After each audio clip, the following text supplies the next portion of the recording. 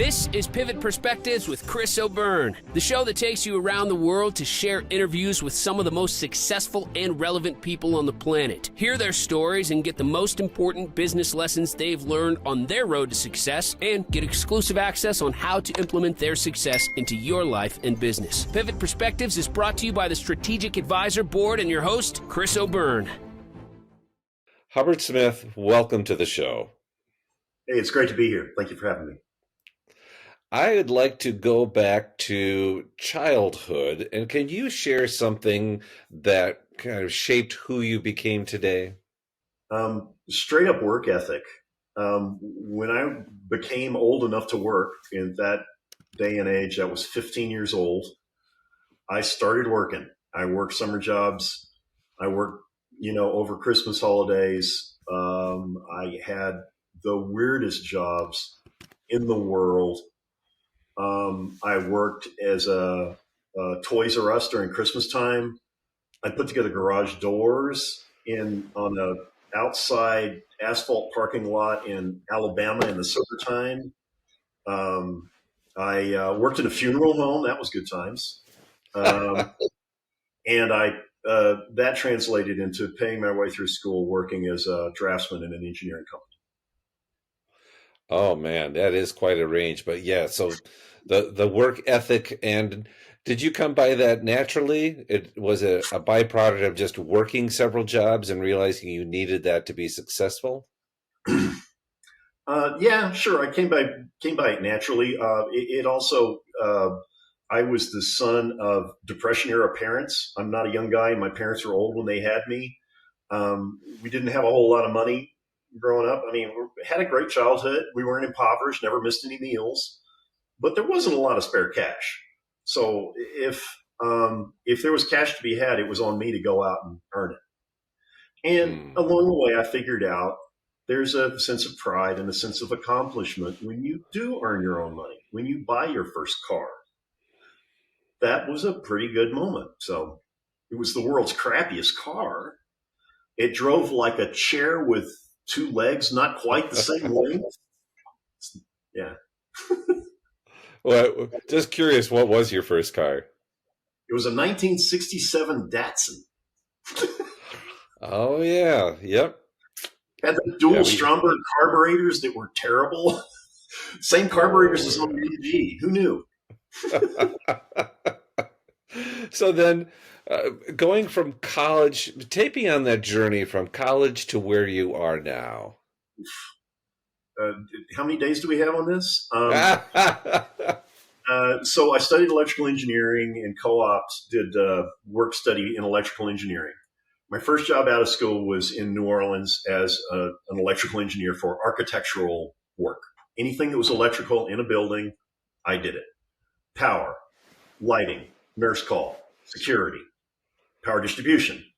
New Orleans in the mid-'80s got overbuilt. It was pretty obvious that if there were no new buildings going up, I wasn't going to have any work. So I sent paper letters everywhere. And I got a call from Eastman Kodak, and they said, we are looking for somebody that knows how to design buildings on computer-aided design systems. And I said, great, you want me to draw up electrical systems for your plants and stuff? I can do that. And they went, no, it's on the computer side. And I said, so there's a whole job for that? I joined the computer integrated manufacturing division of Kodak. There were 300 people of us. We were just this little wart on the Eastman Kodak IT world. So I worked in IT, and we implemented the world's largest computer-aided design implementation at the time.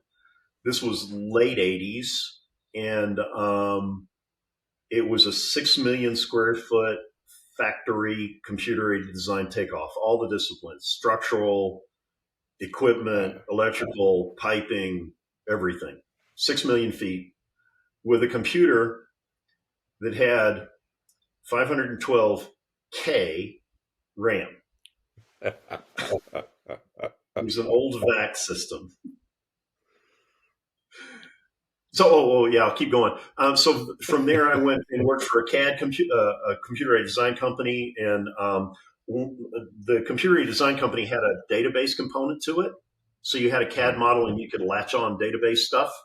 So I gravitated toward that, and then I worked for a storage company. Auspex. It was a hardware company. I still don't know why they hired me. It was a good experience. I met some good people that I'm still in touch with. And then from there, I went to NCR, who was also a hardware company, but they were much more of an applied hardware company. So they had database stuff. And one of the relevant kind of career moments while I was at NCR was I was running a test lab, and the part of our portfolio was Teradata. Teradata was one of the early pioneers in data warehousing.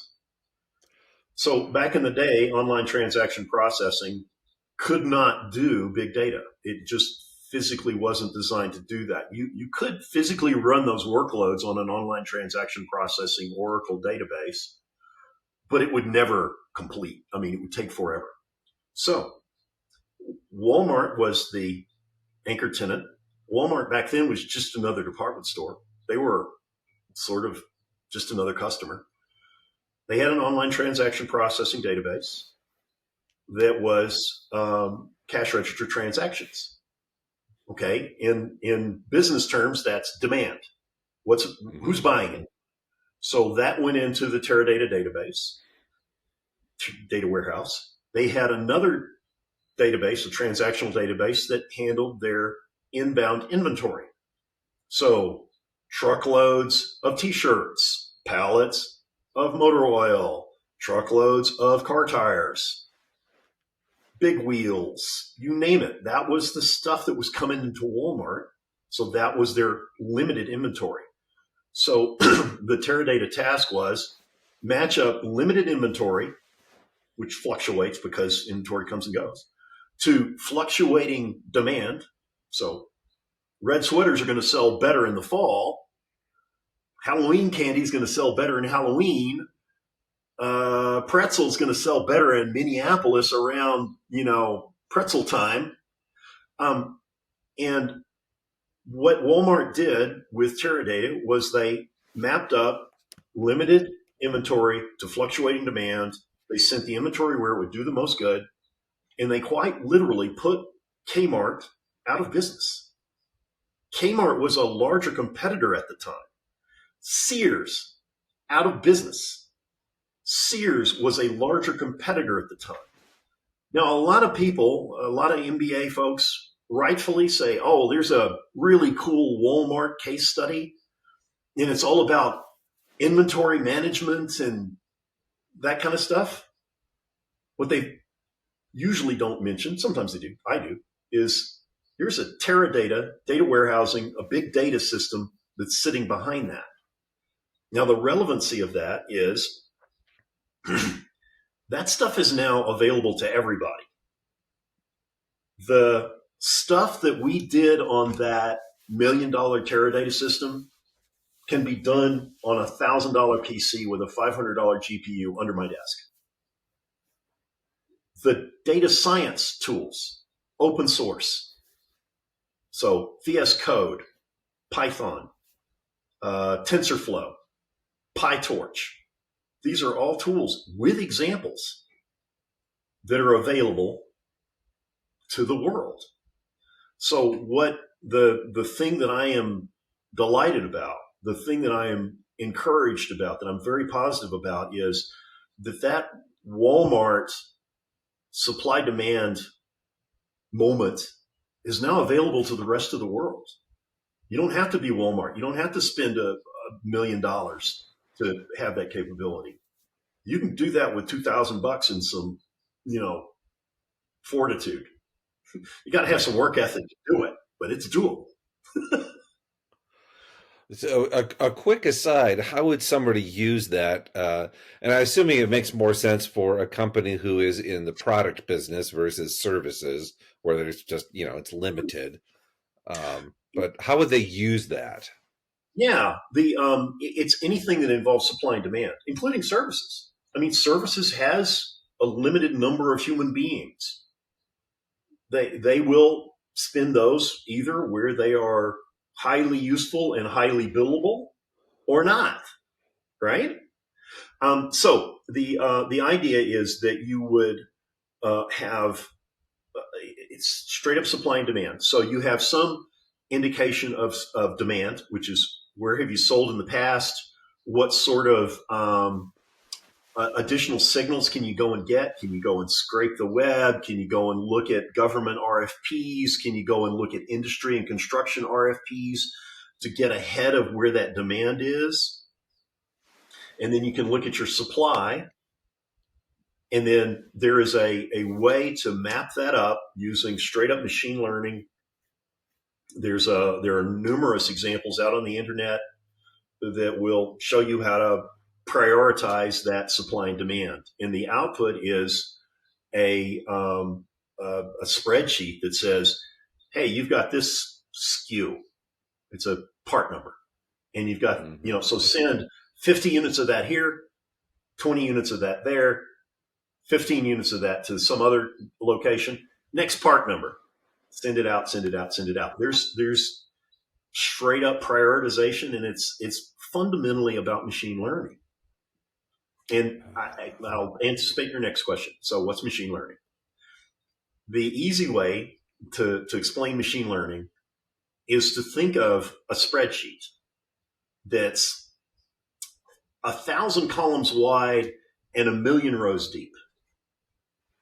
So the idea is that you've got all of these sales transactions against all of these various things that people buy.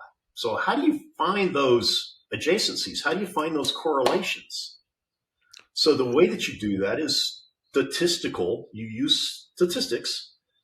If you boil down machine learning and data science and AI as well, and I'll get to talk about AI in a minute, it's statistics. It's straight up math. The beauty of today's AI and today's data science is, and go back to that analogy, you've got this two-dimensional spreadsheet. Okay, so fold it up, make it a three-dimensional spreadsheet. So do you see any additional adjacencies? Can you see that, and here's the classic Target thing, people that buy diapers also buy beer. So you can see that there's some shelf adjacency where you place your product. And the beauty of today's statistics is it's not just 2 dimensions or 3 dimensions or 4 dimensions. You can fold this data up and look at the adjacencies in 60 dimensions, in 120 dimensions. It is fascinating how far that math has come and how that is relevant to today's world in terms of just simply putting the product that you want on the shelf that you'll see. And dimensional space. Yeah. And the fun thing is the computers do it all for you. Yeah. There is a if you want to learn, there is a lovely example. It's by a Stanford professor. His first name is spelled Andrej, and I forget his last name, but Andrej is a weird enough name that you'll find it. He goes through, using a Python notebook, the practice of doing a large language model. Very cool, right? And it's not a lot. It's a small model. There's not a lot it can do, but it's 300 lines of code. When you set this up, were you thinking you were going to talk about code? No. That's all right. This is fascinating because I love how it applies to the business world. Yeah. Well, we'll tie it back to the business world here in 2 seconds. So the example, and it ties to the statistics of what I was mentioning. The example is that you go through this 300 lines of code, and Andrej, the professor, does an amazing job. I could not speak more highly about this gentleman's skill in lecturing and clearly explaining things. He's an artist at this. So you write down the code, And the training data set is the combined works of Shakespeare. And it's actually a pretty modest little set. It's just a couple megabytes of text. The output, you run this thing and it trains against this data set. And then the output is pseudo Shakespeare. It will, the machine learning thing will start making up character names, making up dialogue, making another character up, making the dialogue back to them. And all it's doing is looking at the statistics of the corpus, of the combined works of Shakespeare, and saying, okay, statistically, do I need another sentence, another word, another syllable? Do I need another character?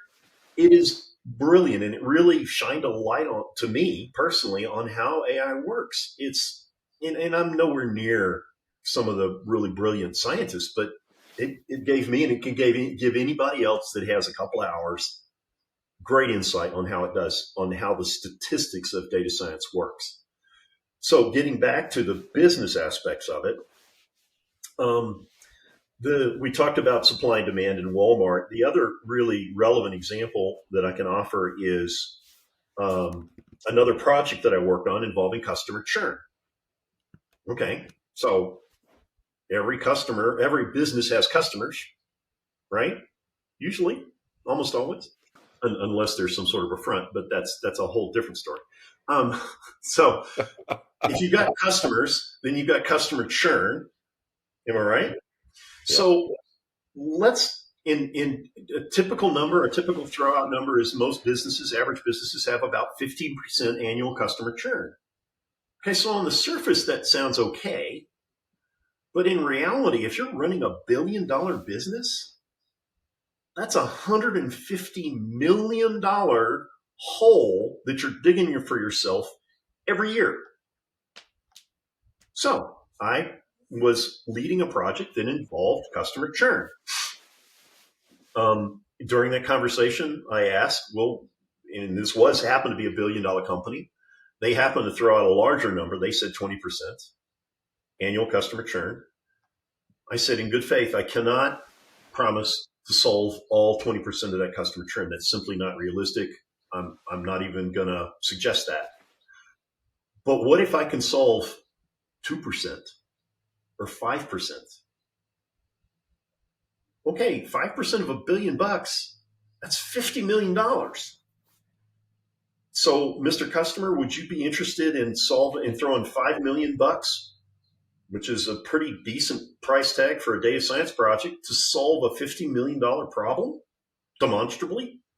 And one of the cool things about data science is that it has this concept called observability, which means that we produce the statistics that show how to reduce that customer churn, and we observably show how that happens. We provide a dashboard, an actionable dashboard that says, this list of high-value customers is about to churn. Here's why.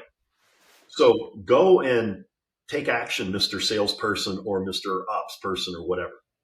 Now, in order to do that, you have to have the right data. And herein is the interesting part of the problem for me. That logistics company, that $1 billion company that I talked about a minute ago, was a real project. We did that very project that I talked about.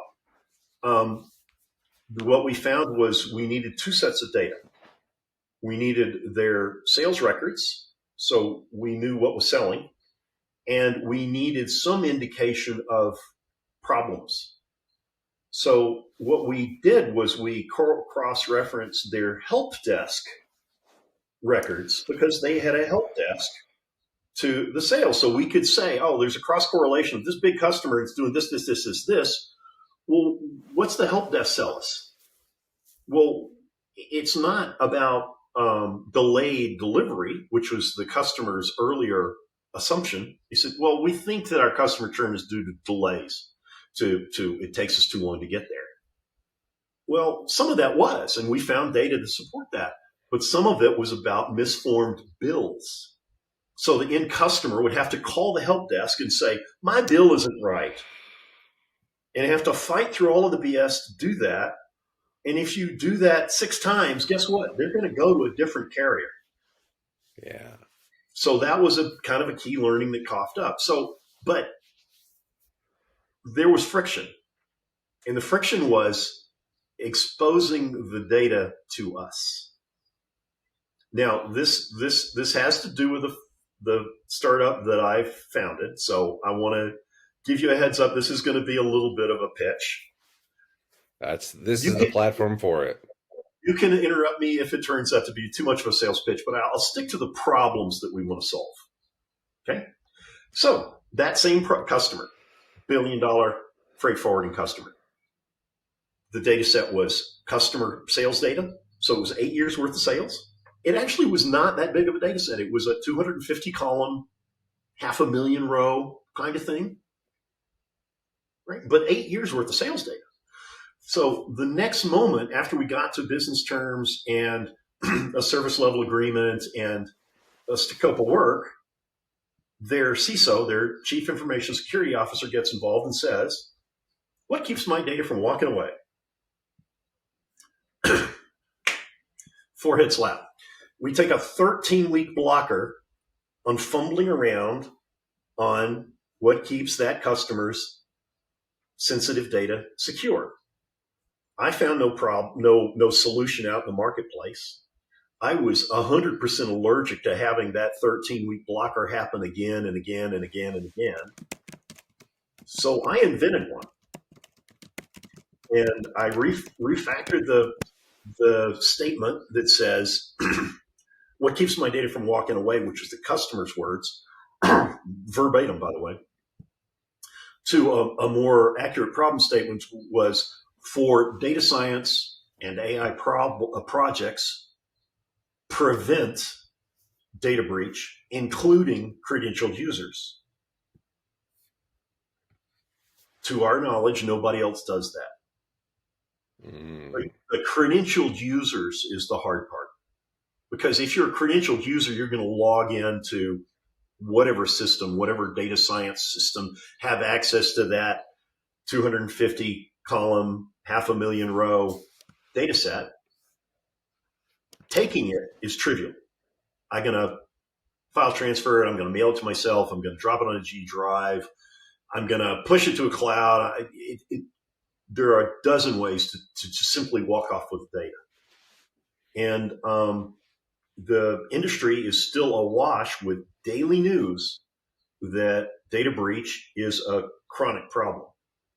So our approach was not a networking, like a traditional cybersecurity company is all about networking. It's like, I'm going to keep the bad actors out.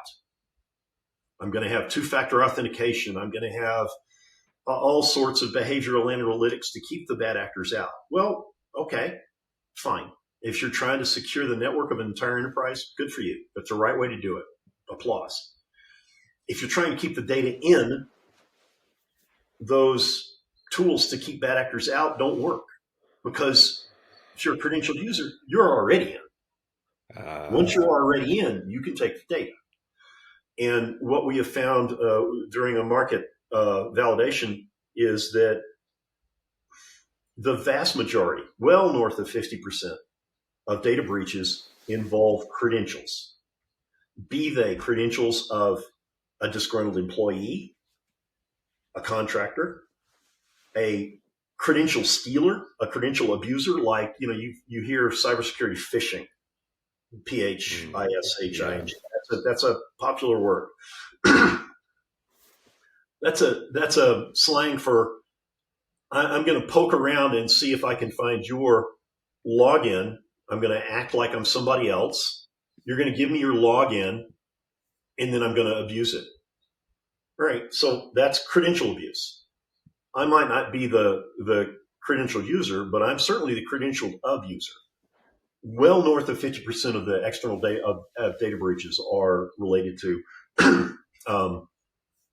credential abuse. So we simply prevent credential abuse. We build a secure digital workspace. You can put your data in. You can have contractors in. They can do their work, but they cannot take the data out. We quite literally prevent data exfiltration. It's a data storage problem. It's not a networking problem. I'm here to tell you. Okay. So You got a question for me? Or do you want me to keep going? No, you keep going. I have questions later, but yeah, All right. I'm tracking. Yeah. So we've been pretty fortunate in our journey. One of the things that I did shortly after figuring out there's a problem that we can solve, the what keeps my data from walking away problem. I wrote an engineering spec. I had it vetted by peer engineers, people that I've known for decades that are typically late career, usually retired engineers that have worked for Microsoft or Cisco or some of the real hot big icons. They vetted it. They said, yeah, this is doable. Nothing too scary. That's a quote. Nothing too scary. I wrote a patent. The patent was granted. Hooray. I started to pitch thinking, well, maybe I can go and get some seed funding. And I pitched maybe 15, 20 people, and they all said, this is a great idea. Come see us when you got to running code. And I went, okay. So I taught myself to write code again. No. For the second time. So I spent a year figuring out to write the code. We've written the code works. The only part that I didn't, well, I shouldn't claim too much. There's a core IP thing that's a kernel module that was written by a longtime coworker. I don't write kernel module. It's very esoteric work. Storage level kernel modules is extremely esoteric. My co-founder spent years in the bowels of NetApp writing storage kernel code. I briefed him on this. He went, yeah, I think I know what to do. And, a month later, he's going, here's a kernel module. Cheers. Knock yourself out. Okay. So that's not a product. So I spent the next year wrapping a product around it. So we did some things to make it run inside of Kubernetes. We did some things. So it's cloud native. Now we can deploy anywhere that Kubernetes runs. Private data center, cloud data center, underneath my desk. I now have 8 sort of good workstations and several Kubernetes clusters running under my desk. Who knew? So then we said, well, if we're going to deliver the kernel module, we're going to have to do it not with Docker because that's just the wrong tool for that job. We're going to have to do it with virtual machines running in Kubernetes. And we're going to have to make those virtual machines be compatible with GPUs because GPUs are necessary for data science. Then we're going to have to make it so that we can back up our product promise. So our product promise is prevent exfiltration. So I guess I get to write some exfiltration tests. So I did. I wrote a suite of exfiltration tests. They work. Nobody else writes exfiltration tests. And going back to the business side of it, we still have a challenge to make this widely adopted. And our challenge, to think big is to change the rules of cybersecurity, to change that market. And in order to do that, we're going to have to make exfiltration tests an equal citizen with penetration tests. So our exfiltration tests, by the way, we're the only people that we know of that offer exfiltration tests that pass. Our deployments, our batteries included, they come with an exfil audit. So you can check and see. And if you want to write your own test to add to it, it's trivial to write new tests.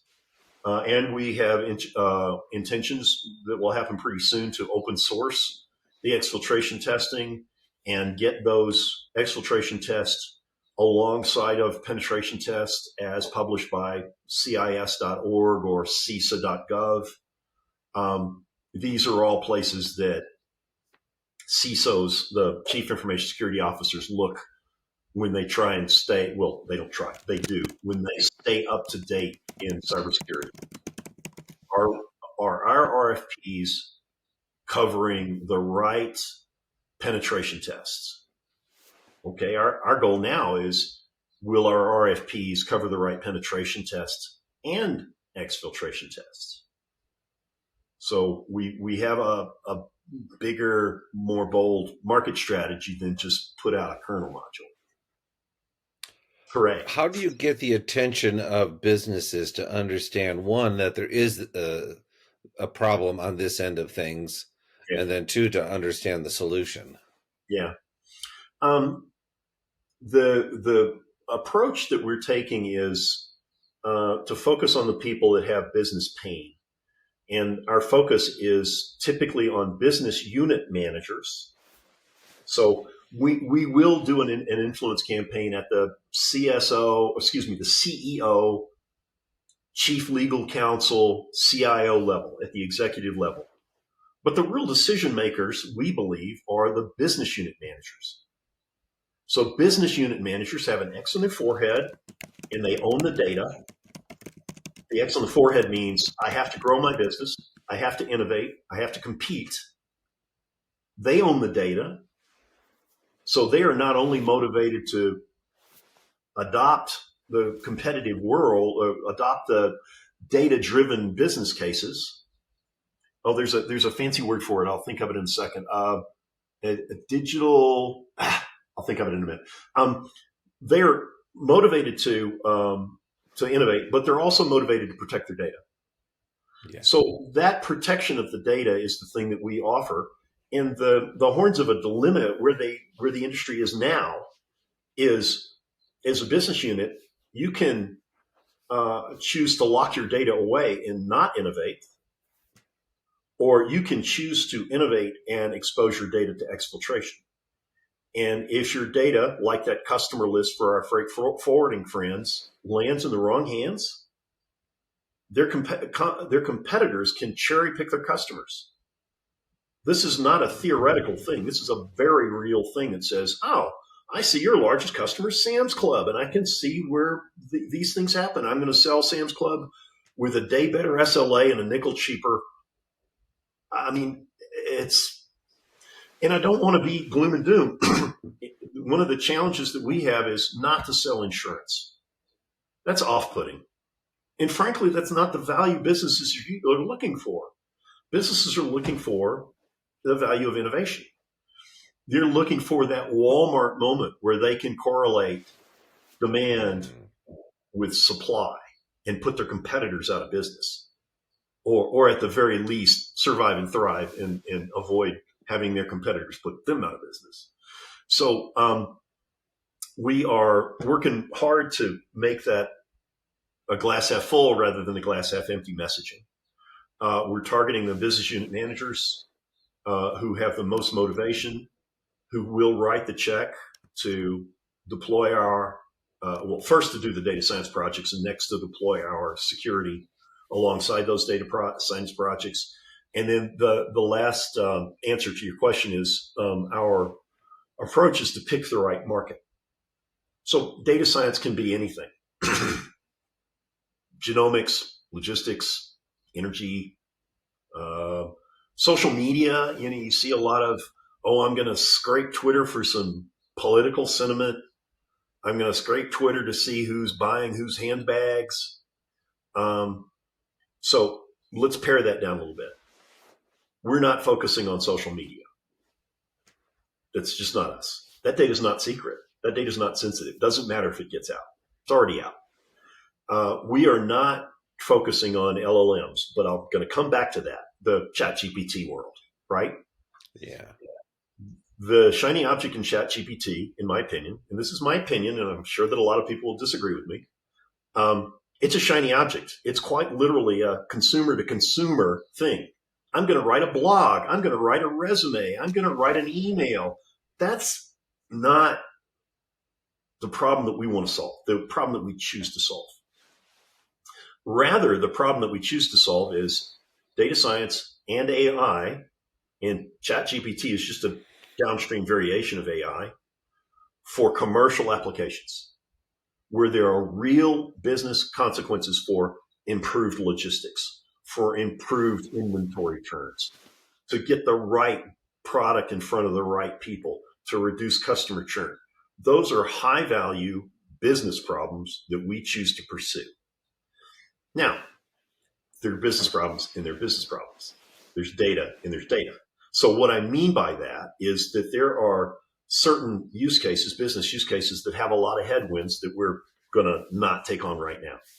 Those are SEC regulated financial funds. I'm not in a position, at least today, to go through qualification of SEC conformity. I'm not going to go after government secret stuff. Now, government has a whole lot of other stuff that's unclassified. Like, think about government in terms of supply chain. It's all unclassified. It is sort of secret, sort of. Confidential is the better term for it. I'm not going to go after genomics. It's just a different swim lane. I'm not going to go after pharma, a different swim lane. What I am going to go after is supply chain and energy, as in electrical distribution. The Biden administration has multiple White House acts that are, I think the number was 26. There are 26 acts related to secure and robust supply chains. And this is not just for the government. This is for private sector as well. Like secure silicon supply chains. The majority of the silicon that we consume in America is manufactured in Taiwan. And it's not the safest place in the world from a supply chain standpoint. Yeah. So that's why Pat Gelsinger, the CEO of Intel, is making big moves to do onshore silicon fabs. So the design of silicon is something people do in an office. The manufacturing of silicon is something that happens in a fab. This is the white bunny suit and all of the no particulate stuff. So those are non-trivial things. I worked for Samsung for a period of time, largest silicon manufacturer in the world. Those fabs are, well north of $10 billion to stand up a new one. Today, it's more like $20 billion.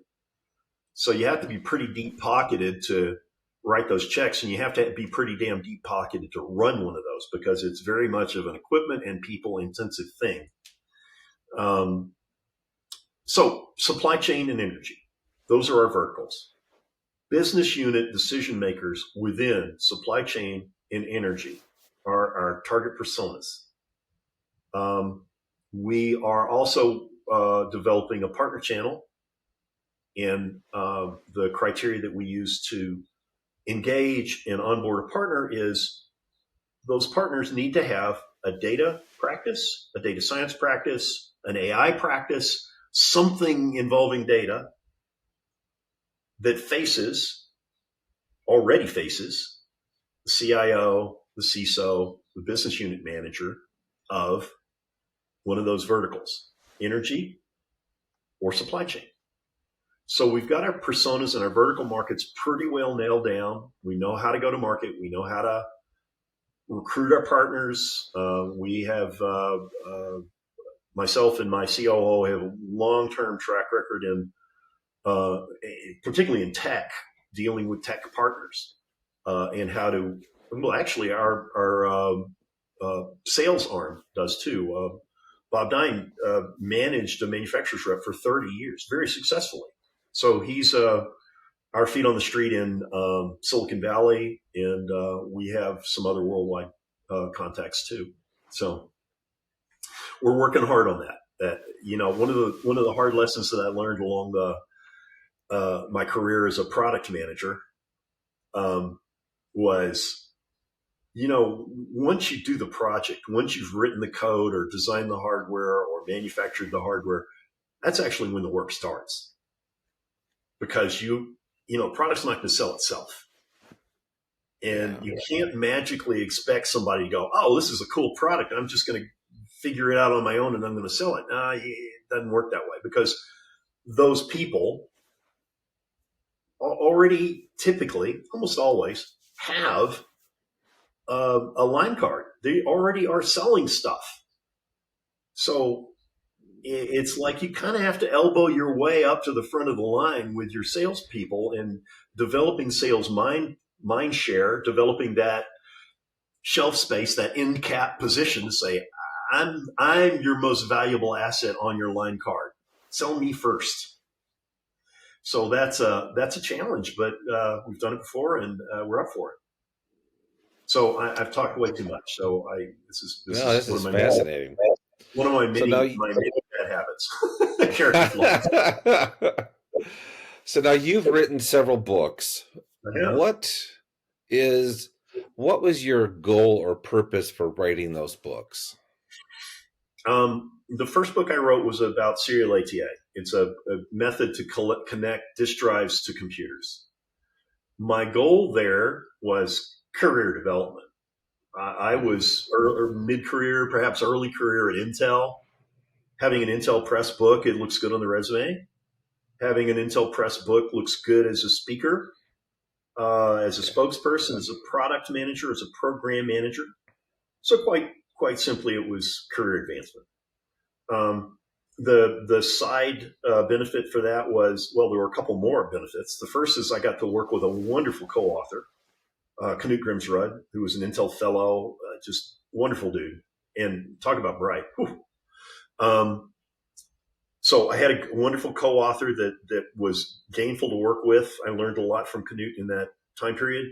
And the last and I don't want to overlook this, is I was motivated to see serial ATA become adopted in the industry. Back then, you had three ways to connect a computer to a disk drive. That was parallel ATA. You remember the big fat ribbon cable that was inside your PC?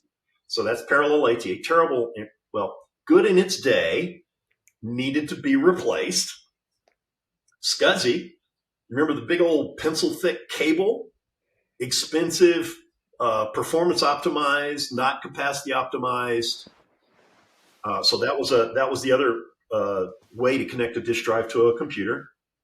And then the last one was fiber channel, which was a variation of SCSI. It was different cabling, different connector, but it was the same thing. Performance or optimized, very expensive stuff that went into EMC arrays, sun arrays, that kind of stuff. So we invented a different way with serial ATA to connect a computer to a storage device. Now, in that time, it was always disk drives. Since then, it has evolved to connect computers to solid state drives. So along the way, Gmail deployed their first instance of Gmail on drives that I was the product line manager for. It was serial ATA Western Digital drives. The going back to the business moment, getting X design wins, cool, wonderful. There is a business concept called adjacent selling or adjacent market selling. And I know I'm off track. We'll get back to the books. The WD, I was growing their WD's enterprise market at the time, and I had an airplane strapped to my butt. And I found myself in Moscow facing the CEO of mail.ru. So I'm going through my slides. Here's a brand new product line. We've got, it's for data centers and enterprises and this and this and this. And here's some of the people that are using it. And at the bottom line on like a list of customers was Gmail.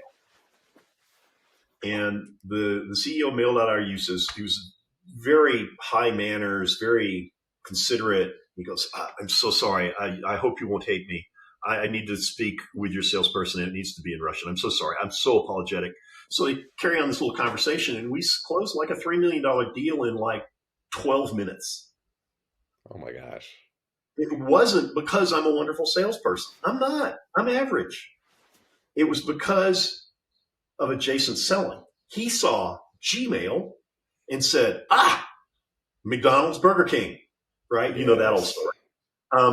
So, and that's the other business logic in the startup that I'm working on, I4 Ops, is supply chain. Okay, so supply chain has lots and lots and lots of cats and dogs. But if I can build adjacent selling, that makes selling for those folks more efficient. Hey, DHL bought us. Maersk bought us. By the way, I'm making those names up. We don't sell to them yet. Underline yet. I have to take an aside. My wife is a kindergarten teacher, and her children will come up, or her students will come up and say, "Tie my shoe." I can't tie my shoes, and she goes, "You can't tie your shoes yet." Ah, yes, good point. By the Words way, to, I do have a cutoff at the top of the hour. yeah. So I'll be quiet now. What else can I? What other questions can you answer? Do you want to keep talking about books or something else? Well, what I'd like to know is because a variation of the last question that I usually ask. The last question I usually ask is parting words of wisdom. But let's say, what are parting words of wisdom regarding data security? Ah, well, recognize data security is a data storage security problem. It's not a networking problem. Data security is essential. You have this horns of a dilemma problem. Do I lock my data away and not innovate, or do I innovate and allow my data to walk away? There is another answer, but it's more than just networking. It's more than just penetration testing. Your people are already in. Contractors, credentialed users, credential abusers. They're already in. Snowden, that's a great example. Yeah. So that's my parting words for data security. I would also like to offer some parting words on career and how we interact with each other. Is it cool for me to do that? Please. So I worked in Silicon Valley for a while, more than a little bit. At the end of the day, I look back at that and go, it's hard for me to get excited about selling another chip for Intel or selling another chip for Samsung. They sell plenty of chips. So if that's not what gets me out of bed in the morning, what does? And the answer, and not just a paycheck, and it should not be a paycheck. The answer is people and working on something meaningful. So my career advice, my professional advice, my personal advice is work with good people. Surround yourself with good people. And your children, tell them, select your friends. It's your choice. It's yours and yours alone. Pick your friends. Same for professionals. Pick the people you work with. It's an important decision. It's the most important decision we make. And the last is work on something meaningful. I believe that what we're working on at I4Ops is meaningful in the sense that businesses can benefit from data science, but worldwide tech talent also benefits.